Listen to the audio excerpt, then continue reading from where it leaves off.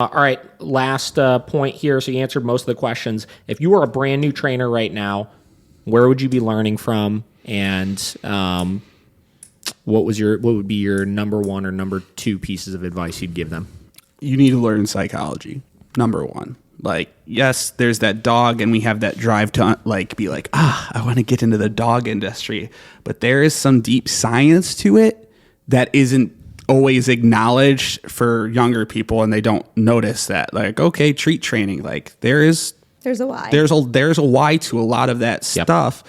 And if you don't find somebody that's going to teach you that why properly, you're going to be missing out on a lot. Right. It's like taking Psych 101. Like if you were to go to college for dog training, like that would probably be one of your first courses in your first semester. Textbook bullshit. Yeah. And it's textbook bullshit, but like it's important. Necessary. And you can solve way more problems than you think when you understand like you talked about like learning theory and operant conditioning and stuff, but like when you take the time and really understand like the deep science to classical conditioning, like you're learning about these chains of association and how you can just unplug all these things and rewire it. It's really cool. And then, so taking the time to understand human psychology will help you understand dog psychology a lot more. Yeah. And getting your hands dirty. You got to work. You got to grab dogs. You got to grab the dogs and learn how to handle them. Where did you start? You started as a kennel tech? What'd you say? If you want to call it that. Yeah. A kennel tech, dog trainer, daycare attendant, groomer, customer service, professional salesman. Yeah, like exactly. The dog training boot camp. That's what I call it when he describes it. Like you went to boot camp. And I love the idea of being comfortable with your mistakes. Yeah. Like, I think you get a lot of trainers are like, oh, this happened, so I'm just not meant to be a dog trainer. Or like, I'm not, you have those issues and those hurdles, but mistakes are a great thing. We learn from them and we have to continue that. Right. And I would say those two things and self-care so you don't get burnt out because like this industry can take you over very quickly. It's easy to grind. You could eat it up and be like, I'm a dog trainer. I'm working with dogs every day. And you'll want to do that work. You'll want to go overboard, but like it can drown you pretty quick. Yeah. Right. Yeah. And your dog training is only as good as you are. You are the product. So take care of the product. Yeah. I have a few. Yeah, go for it, man. I'm 2-3 years in now. Okay. And I just want, you guys mentioned like who you learn from. Like I feel very blessed to have Tom, like to have guided me to say like, read this. This is what you should learn. Watch these things. Like I've watched everything on Lurberg. You are the power of training with food.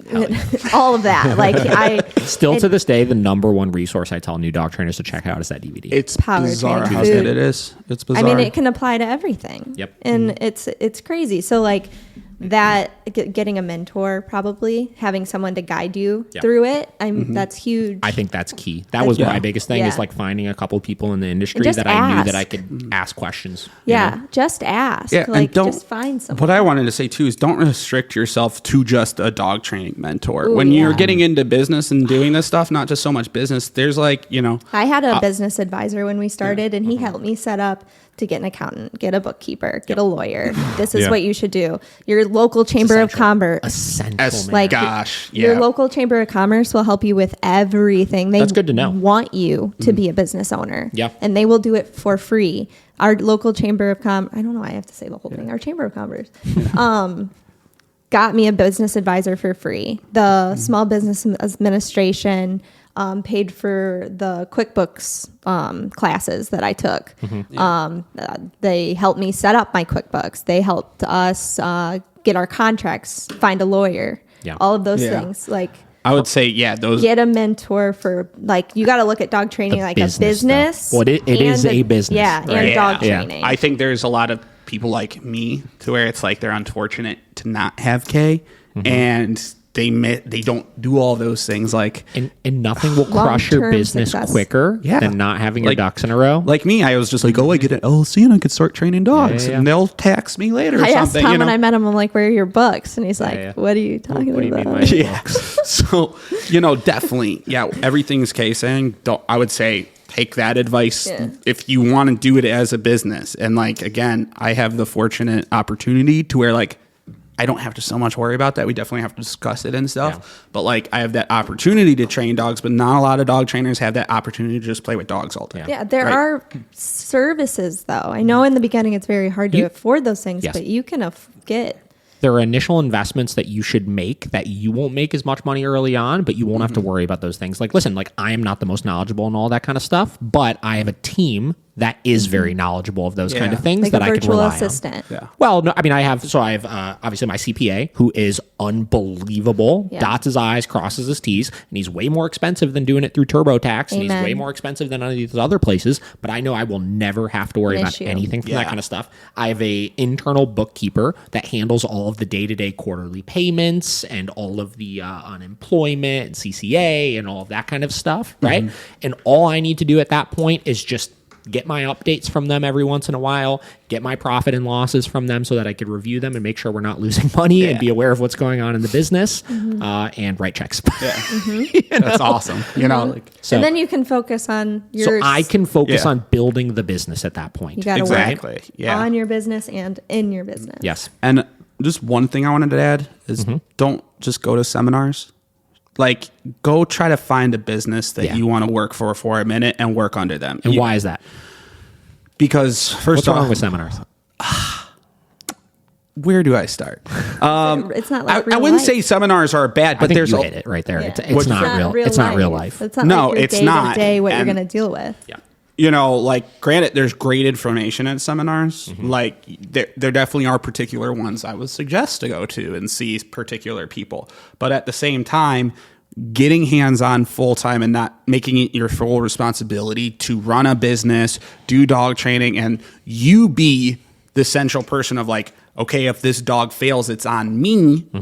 Like having a team to work with so Yeah. you could learn on how to troubleshoot and deal with those Yeah. things, right? Like making too many mistakes in the beginning are going to put you down. And then if you're not in that situation, you have to like consult with other people that and other trainers that aren't there to see what you're dealing with, right? Rather than I like the dynamic you have, and that's again where we send a lot of our client like aggressive people that are reaching out to us to you is because you guys have a team and everybody's learning together on how to develop skills to solve those problems. Yep. And you know, that's a ride that everybody should take and be a team member to learn how to do those things with other people, you know, to help Yeah. the dogs. For Yeah. sure.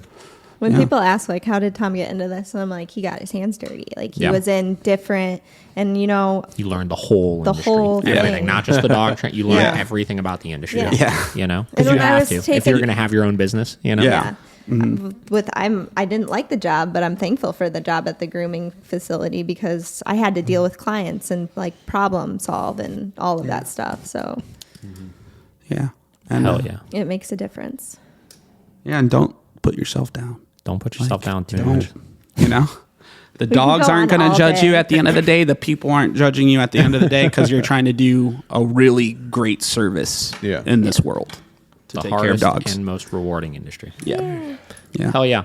Guys, this was awesome.